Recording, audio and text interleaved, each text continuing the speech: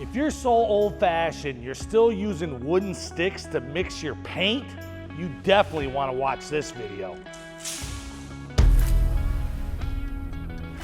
There's a ton of mistakes that painters make every day. If you can learn to avoid these mistakes, it's gonna make you more money and it's gonna put you in that top 1%. Even though most of us have made these mistakes, it doesn't make it right. You should not continue to do these mistakes over and over again if you want to become a better painter. Look at this brand new e-coated OEM door.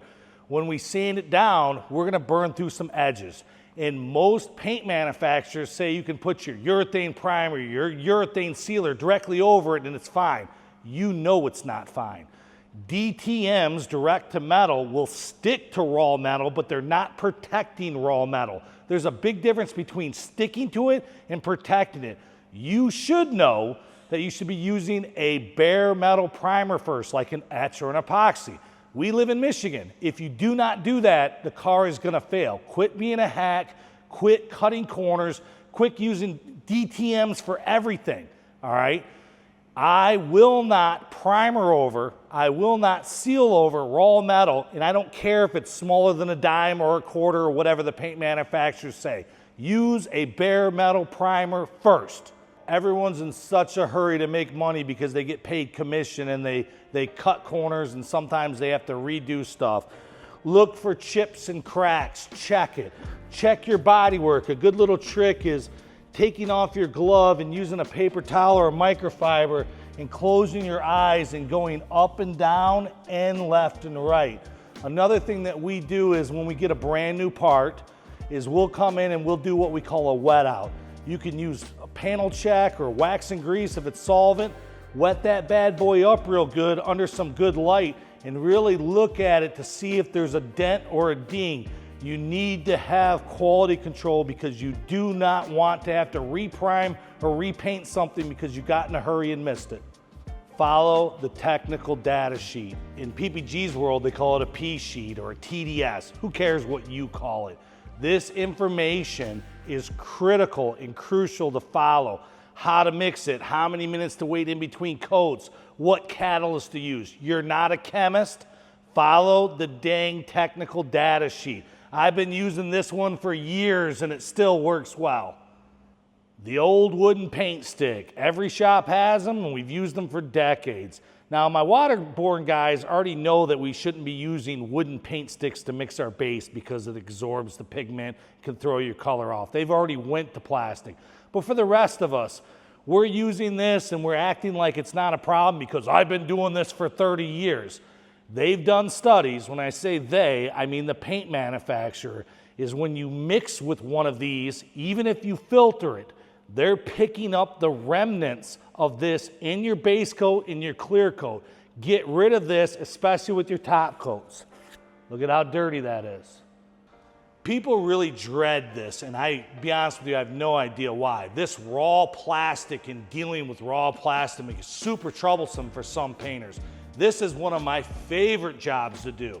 Why do I find it so easy? Because I follow an SOP, a standard operating procedure. Get with your paint manufacturer.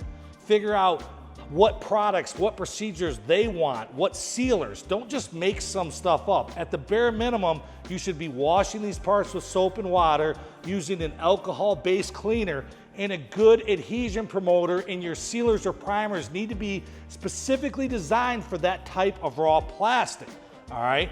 Every paint manufacturer has a way. If you do not follow that way, it could come off in sheets, and every one of us has been there sooner or later. This is one of my favorite jobs because I don't have to deal with runs and problems and stuff like that, like brand new e-coated parts, and they typically come out cleaner. A lot of people go, oh, well, the static.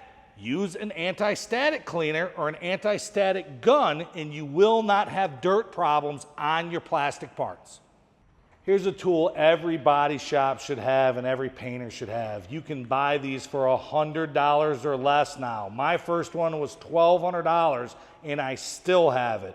This technology doesn't have to be super expensive. What is it? It's a mill gauge. A mil is a thousandth of an inch, and it's MIL, and it's measuring the amount of material that's there, how much Bondo, how much primer, how much clear. With a car like this, I can very easily find out if this thing has been painted before or not. And if I do find something that's over that 5-6 mils, I can look to see what kind of job was done. Was it done correctly, or was it done kind of suspect? Most paint manufacturers do not want over 20 mils or their products could fail. You should always wash the vehicle before doing any repairs. I'll say it again because that's the most important aspect of working on cars, is keeping that contamination out of your paint shop. Wash the vehicle first. Every major manufacturer has told this for decades, and somehow we get fat and lazy and we skip this part. And as a painter, if you use this to wash any of my cars, I'm gonna come to your house and kick your dog. Use a nice microfiber, or at least a soft sponge.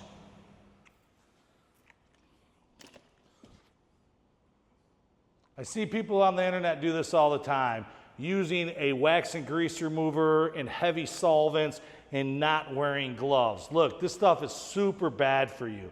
You really need to wear the proper protection, gloves, respirators, dust masks, paint suits, because if you don't, you'll never see an old age. Most of us are never gonna get rich in this industry, all right? You don't wanna be poor and die young. So wear the right protection, protect yourself, and if you don't care about yourself, stop contaminating the car. If you won't do it for you, at least do it for the vehicles. You can't be a dirty little hamster your entire life, and if you want to make more money, one of the things that you want to do is get cleaner paint jobs. Probably the easiest thing to do first is actually buy a jacket. It will keep the stuff off of your skin, and it will keep the dirt out of your paint jobs. Or buying a static gun, or at least using an anti-static cleaner. Or upgrading your paint booths with something like this. Or blowing the vehicle off and yourself off really good before you enter the paint booth. Or using tack rags, especially on your base coats. And don't forget, remember, always wash the car first, but just not with these brushes. I see people doing spray outs, clear them, use them, and then throw them away. What the heck are you doing? All right. Using spray outs and keeping spray outs forever is imperative if you want to be a high-end painter and you want to make big money. But there's another step. On the back side of your spray outs, after they're cleared, you should be writing what gun you use, tip size, pressure, how many coats. That way, a year or two down the road, you'll know, did you use your Luma with the 1.3 with 4 coats, or did you use your Sada Jet X with a 1.2 with 5 coats? Being organized, being professional is one of the many secrets to making more money and being more efficient in this paint game. Keeping up on your training is imperative because you can't listen to other technicians and salesmen. I hear a lot of people say, well, my PPG guy told me to put 4 coats on. That dude works for your jobber. He does not work for PPG. He's not a painter. He may or may not know what he's talking about. Go to the actual manufacturer, either their website or in person, and get actual training. It's only a day or two, a couple times a year, and learn the latest and greatest. Stay up on this stuff. You will make more money. You will do more jobs. You'll become more productive. You do not want to be that guy who falls behind in the times. I know it's a pain in the butt, but it's part of the deal if you want to be a professional. Now look, it's time to join the community. Make sure you like and subscribe. It really helps our channel out. It doesn't cost you anything. Why aren't you doing that yet? You should check out our Amazon store. We have a bunch of stuff up there that will save you money, and we're trying to do the good, better, best, so different people with different budgets, your products will be out there for you. From all of us at Refinish Media, until the next time.